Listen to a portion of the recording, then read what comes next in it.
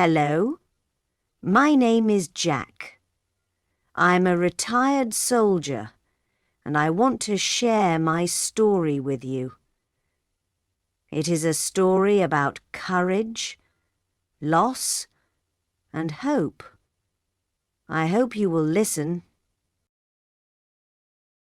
When I was young, I dreamed of being a hero. I wanted to protect people and make my family proud. So, when I turned 18, I joined the army. It was not easy. The training was hard.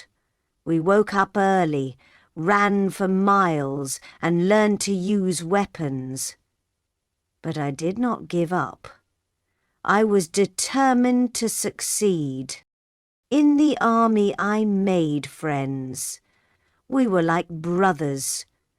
We ate together, trained together, and laughed together. We were always ready to help each other. I felt strong and confident. I thought I was ready for anything. One day, we got the news. We were going to war. I was scared, but I did not show it. I packed my bag and said goodbye to my family. My mother cried and hugged me tightly. "Be safe," she said. I promised her I would come back.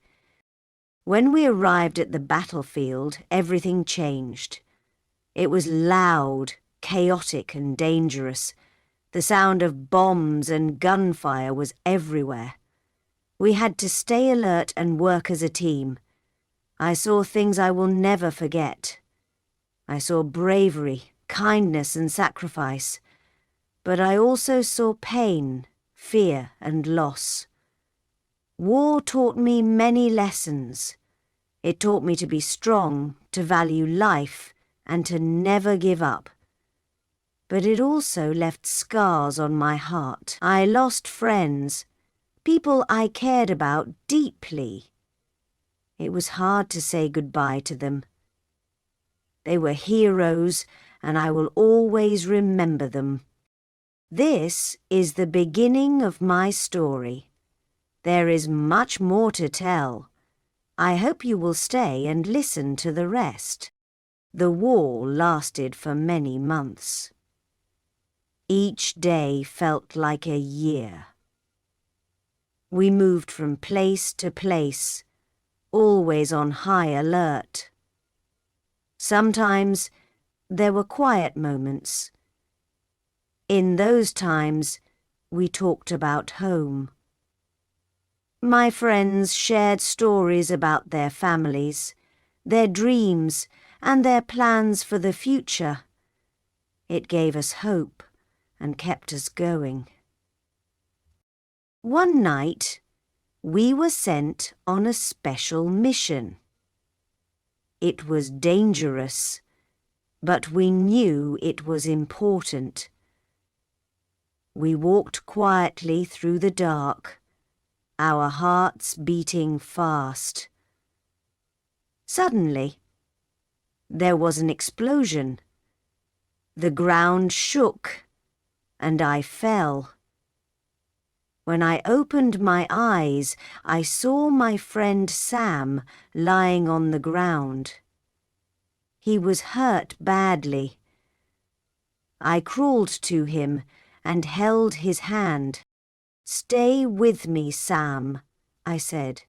He looked at me and smiled weakly.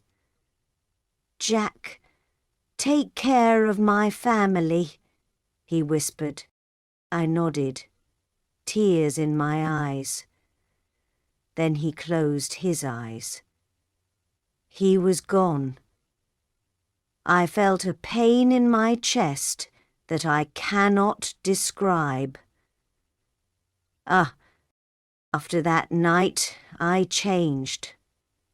I still did my duty, but I felt empty inside. I missed Sam and the others we had lost.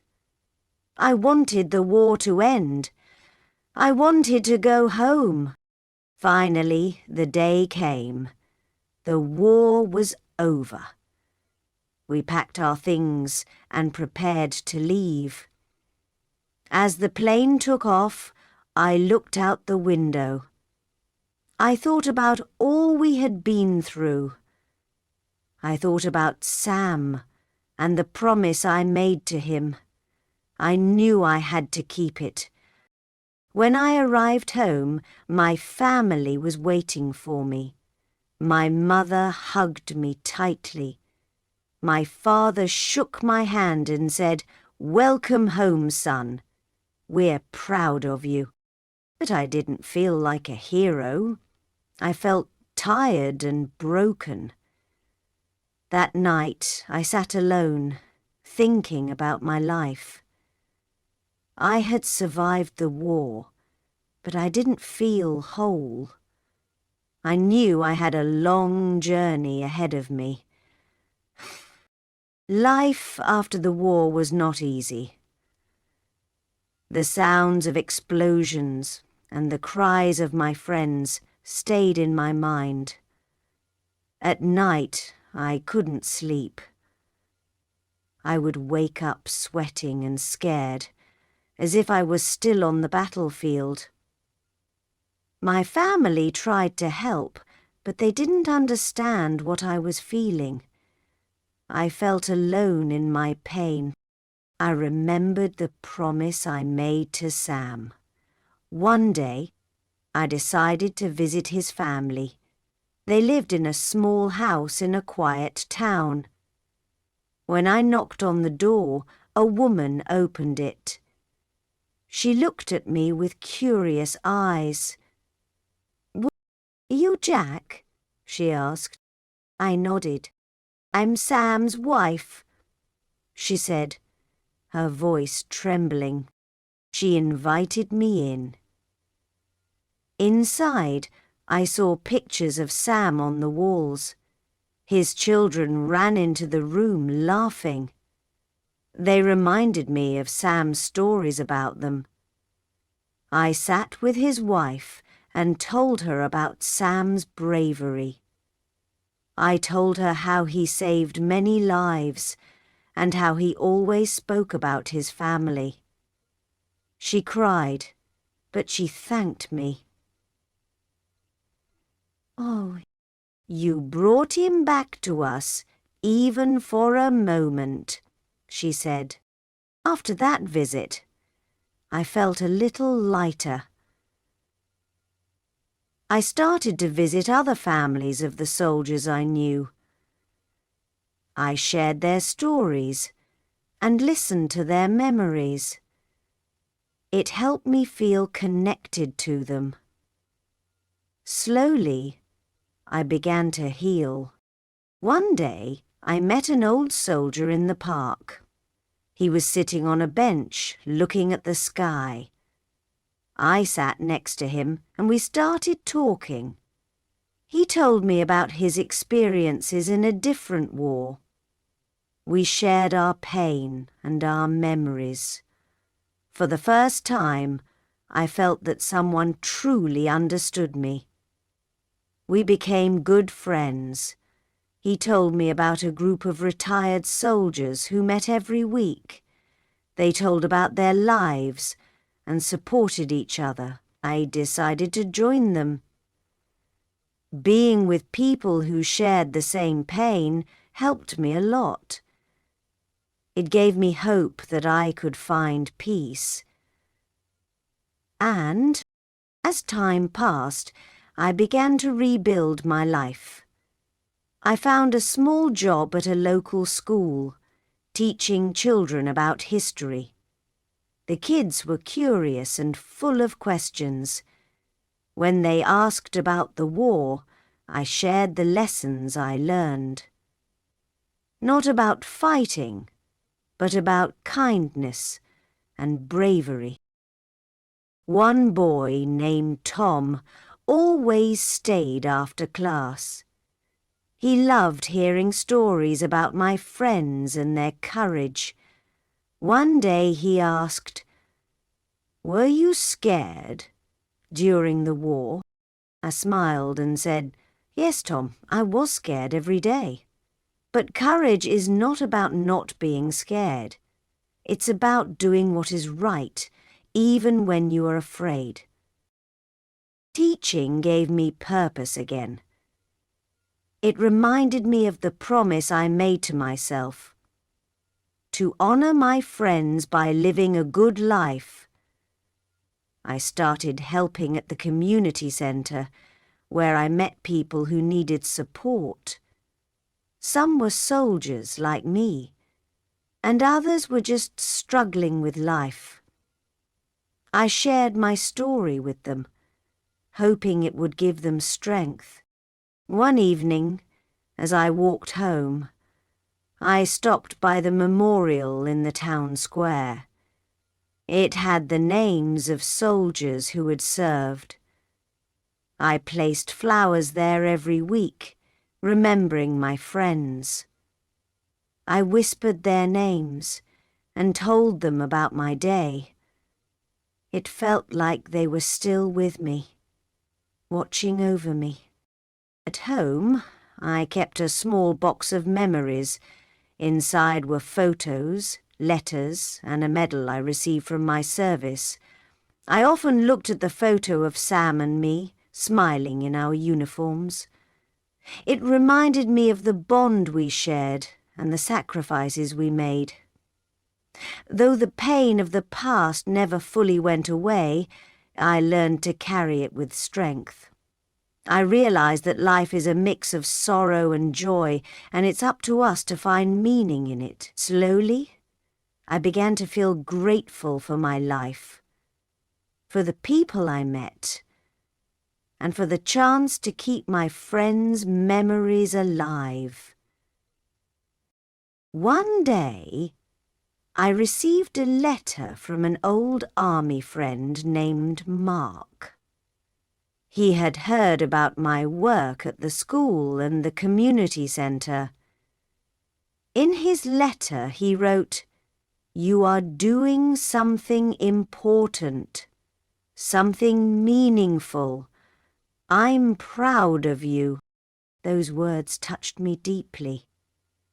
It felt like my efforts were finally being recognized, not just by others, but by myself too. Mark invited me to a reunion for veterans.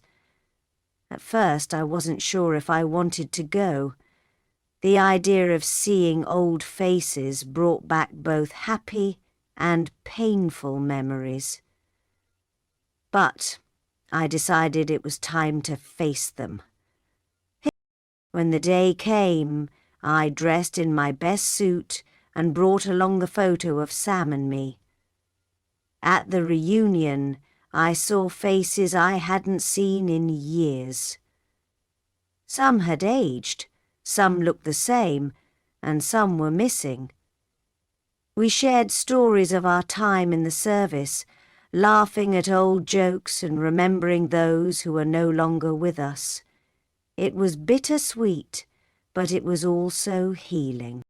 Mark gave a speech that night. He talked about how we all carried the weight of our experiences, but how important it was to support one another. "We survive for a reason," he said. "And that reason is to make the world a better place." His words stayed with me. When I returned home, I thought about what more I could do. I started writing a book about my life, sharing the lessons I had learnt as a soldier and as a man. It wasn't easy to put my thoughts into words, but I hoped that one day my story would help others find their strength. As I wrote, I realized how far I had come. From a young, scared soldier to a retired veteran. I had lived through pain, loss, and redemption. Through it all, I had found a way to honor my past while building a future full of purpose and hope. Years passed, and my book was finally published. It was called A Soldier's Heart. To my surprise, it received a lot of attention. People from all walks of life wrote to me, sharing how my story had touched their hearts. Veterans said it gave them hope. Young people said it inspired them to be stronger in the face of challenges. The book became more than just a story. It became a way to connect with others. I started speaking at schools, community events, and even military gatherings. Each time, I carried the photo of Sam with me, placing it on the podium before I began. It reminded me of where I had come from and why I was standing there. One day, a young boy approached me after a talk. He held a crumpled drawing in his hand. "This is for you," he said, shyly, handing it to me. It was a picture of a soldier holding a dog. "You and Sam," he said, smiling. Tears filled my eyes as I thanked him. In that moment, I realized that Sam's memory would live on. Not just in my heart, but in the hearts of others. Despite all that we might have lost, now, as I sit on my porch watching the sunset, I feel a sense of peace. My life has been a journey of battles, both on the field and within myself. But through it all, I have learned that even in the darkest moments, there is light to be found. That light comes from love, friendship, and the courage to keep moving forward. Sam may be gone, but his loyalty and love remain a part of me. I think about him every day, and I know he would be proud of the life I have built. I smile as I look at the horizon, knowing that my story isn't over yet. There is still more to live, more to give, and more to remember.